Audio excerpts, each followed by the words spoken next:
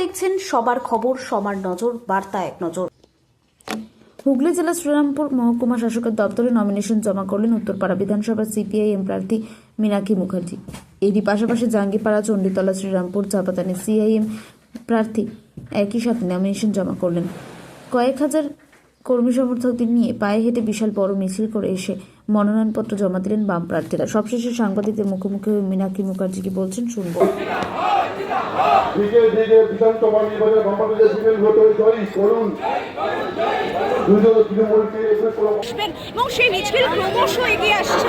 দেখতে পাচ্ছেন থেকে সেই মিছিল শুরু হচ্ছে, সেই মিছিল ধীরে ধীরে এগিয়ে আসছে, সেই মিছিল পুরোপুরি ধীরে ধীরে এগিয়ে আসছে এবং সেই মিছিল করে প্রত্যেকেই কিন্তু তারা রয়েছেন।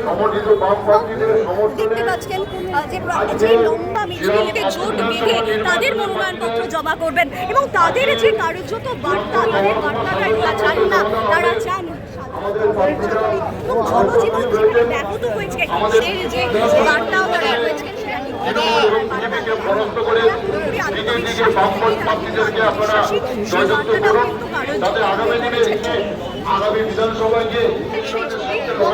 বারংবার বিষয়টা দেখাচ্ছেন যে মালা বদল, মালা পড়ানো থেকে শুরু করে একেবারে সেই বিষয়টা সিপিআইএমের পক্ষ থেকে আজকে এই যে দলীয় প্রার্থীদের তাদের যে মনোনয়ন জমা, সেই মনোনয়ন জমা তারা কিন্তু ধীরে ধীরে এগিয়ে চলেছেন এবং এক প্রকার আজকে প্রত্যেকেই মনোনয়ন জমা করবেন এবং সামনে আপনারা জানেন যে বিধানসভা নির্বাচন, সেই বিধানসভা নির্বাচনের দিকে তাকিয়েই কিন্তু দিকে তাকিয়ে তারা কিন্তু বার্তা সেই দিক থেকে তাকিয়ে তারা প্রত্যেকে একইভাবে তারা ধীরে ধীরে এগিয়ে চলেছেন, ধীরে ধীরে একেবারে সামনের দিকে এগিয়ে চলেছেন। দেখতে পাচ্ছেন তার জন্য সেই ছবি আর কিছুক্ষণের মধ্যেই